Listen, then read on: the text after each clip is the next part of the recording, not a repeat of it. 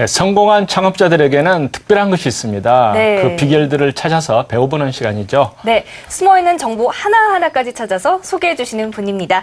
윤지경 머니컬럼니스트 나와주셨습니다. 어서 오세요. 안녕하세요. 네. 네.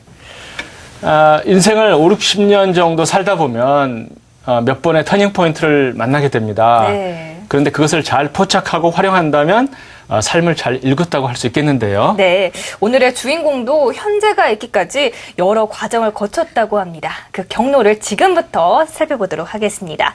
자, 그럼 먼저 오늘의 주인공 소개부터 좀 부탁드릴게요. 네, 경기도 가평군 남이섬이 함께 있는 청평호수는 새벽마다 뽀얀 물안개가 일어나며 절경을 이루는 것으로 유명한데요. 네. 바로 이곳에 위치한 모던 스타일의 이국적인 전경을 자랑하는 이트렌 리조트의 윤광준 대표가 바로 오늘의 주인공입니다.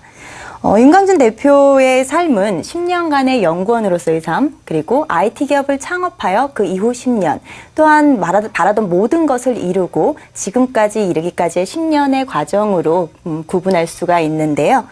그가 전해준 인생의 스토리와 IT 기업에 이어 리조트 창업에 이르기까지의 과정에 대해 지금부터 들려드리겠습니다. 네. 네.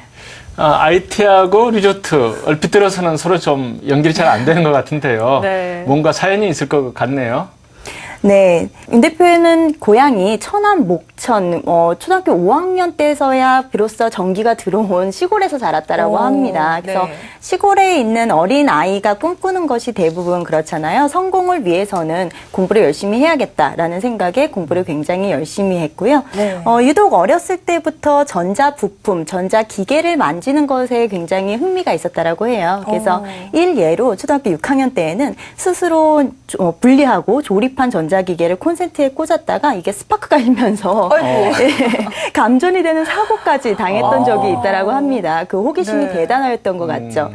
대학을 진학을 할 때에도 1지망, 2지망 모두 전자공학, 오로지 전자공학에 대해서만 관심이 굉장히 지대했고요. 네. 대학을 입학한 이후에는 조금 현실에 안주하는 편안한 길인 교사로서의 길도 좀 보이기는 하였지만 사회적으로 조금 더 성공을 하고 싶고 자신이 원하는 것에 더 깊이 공부를 하고자 더 상급 학교에 진학을 결심을 하게 됩니다. 네. 그래서 대학원 진학 이후에는 전자기계에서 굉장히 유명한 모 대기업의 장학생으로도 선발이 되었고, 그래서 장학금을 받으며 학교를 다녔고, 졸업과 동시에 해당 업체에서 취업은 바로 예정이 되어 있기도 하였는데요. 네. 그런데 방학 기간 동안 해당 업체에서 실습을 해보니 좀 자신과는 맞지 않다라는 생각이 들었다라고 해요. 네. 그래서 바로 졸업과 동시에 대전 대덕연구단지 내에 있는 한국전자통신연구원으로 지원을 하여 합격을 하게 되었습니다. 네. 합격 후에는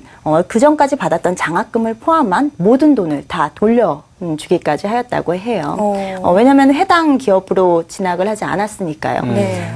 그래서 저는 이 대목에서 윤 대표가 스스로에게 맞는 길과 맞지 않는 길에 대한 판단과 결단이 굉장히 철저한 사람으로 여겨졌습니다. 네. 대학 시절에 보다 편한 길로 갈 수도 있었지만 그로 가지도 않았고 더군다나 학자금을 포함한 받았던 돈을 모두 다 돌려주면서까지 새로운 길을 선택하였다라는 것은 결코 쉽지 않은 선택으로 보여지거든요. 네.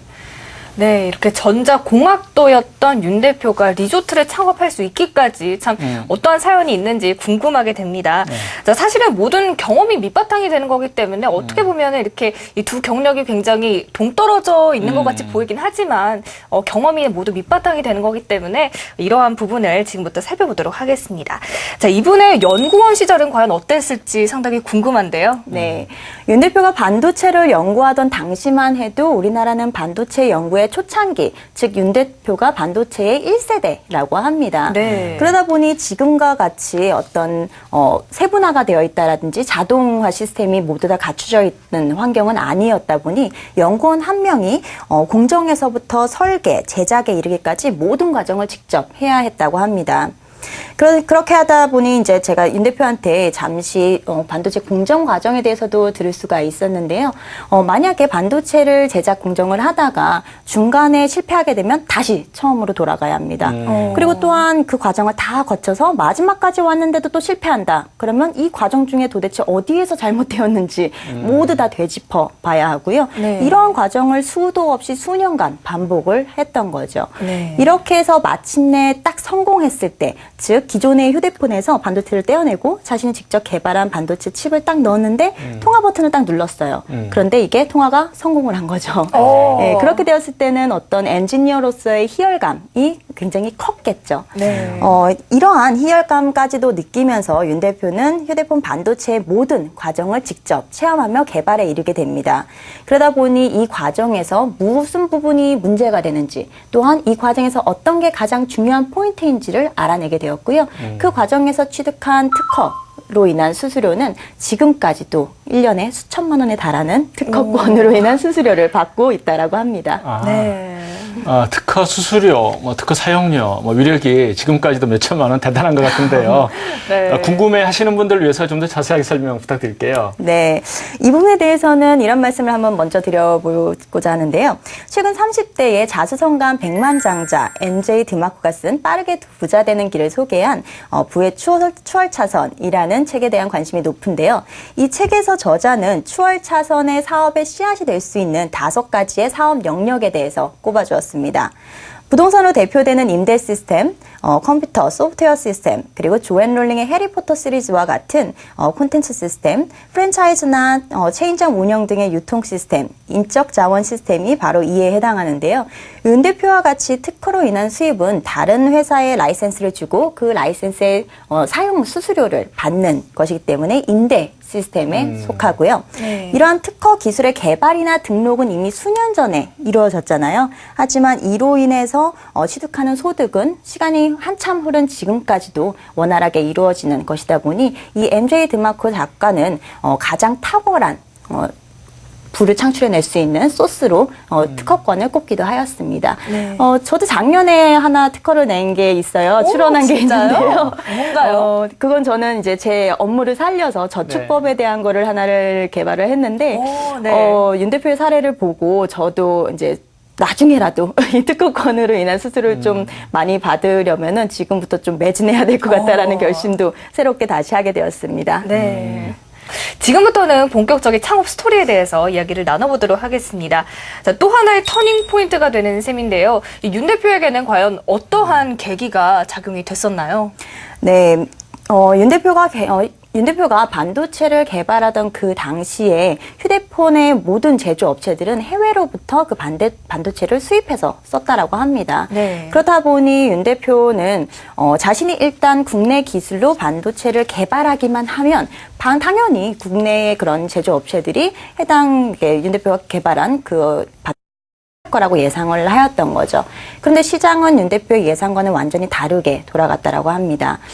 자신이 수년간 굉장히 열심히 노력해서 개발한 그 반도체가 시장에서 사장될 위기에 놓이게 되자 윤 대표는 오히려 이를 창업 아이템으로 하여서 창업을 결심을 하게 되었습니다. 네. 네, 이렇게 결심을 하고 마침 보니 연구소 내에서는 그 당시 벤처기업의 창업을 장려하는 여러 제도들이 있었고요. 때마침 정부도 그런 것들을 지원하는 여러 제도들이 있었다고 합니다. 네. 그래서 윤 대표는 이 제도를 적극 활용하여 창업 자금을 준비하는 데 있어서도 도움을 많이 받았고 특히 연구소 내의 고가의 장비들을 사용을 하는 데 있어서는 굉장히 큰 도움을 받았다고 할 수 있겠죠. 이렇듯 윤 대표가 이런 제도에 도움을 받은 것처럼 여러분들 창업을 하기 위해서는 일단 창업자 본인이 소속된 기관의 지원 제도 등에 대해서 먼저 살펴보시고 정부 등에서도 요즘에 창업 정책이 굉장히 활발하게 지원되고 있으니 그러한 정보들을 꼼꼼히 체크해 보시는 게 필요하다고 보여집니다. 네. 네. 지금까지 이 콘에서 소개한 창업주들 경우에는 항상 초창기 어려움을 겪었었잖아요. 네. 이분 경우는 어땠었는지 궁금한데요. 네. 연구원으로서의 10년의 삶을 마무리를 하고 이제는 창업주로 돌아선 거였잖아요. 네. 그래서 기존에 해외에서 수입을 하던 그런 반도체 부품을 국산화를 해놨기 때문에 기존의 해외 업체들이 제공하던 그 단가의 반으로만 제공을 하여도 그런 휴대폰 업체들이 당연히 이 반도체를 사용할 거라고 예상을 하였는데 시장에서는 윤 대표의 예상과는 완전히 판이하게 달랐다라고 합니다. 그래서 네. 그 휴대폰 제조 업체들은 다양한 생산 라인 중에서 좀 많이 팔리지 않는 그런 제품에 한정해서 윤 대표의 반도체를 사용하는가 하면 이에 반해서 어떤 그 기존의 해외 업체들에게는 그런 단가를 낮추는 도구로서만 좀 이용을 하는 경향이 있었다라고 해요. 네. 그래서 대기업의 입장에서는 아무래도 윤 대표의 기업이 벤처기업 작은 곳이다 보니 갑자기 많은 양의 수주를 하게 되면 이를 감당할 수 있을지에 대한 리스크를 받아들일 수 없다라는 주장을 하였지만 아무래도 윤 대표는 조금 이용당하는 그런 속상함도 있었겠죠. 네. 그런데 해가 거듭할수록 이제 개발비는 많이 드는 상황에서 수익이 이를 따라가지 못하자 적자의 폭은 굉장히 깊어지고 많아졌다라고 합니다. 그런데 윤 대표는 사업을 하면서 이런 점을 꼽았습니다.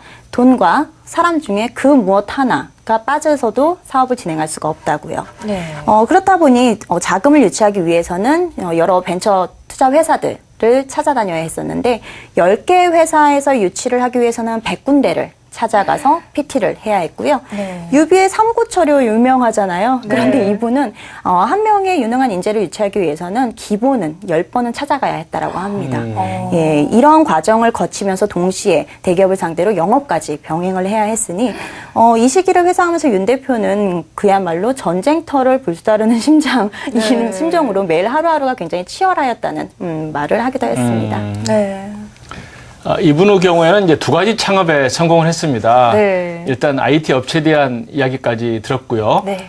그 이후 이야기는 다음 시간에 이어서 듣도록 하겠습니다. 네.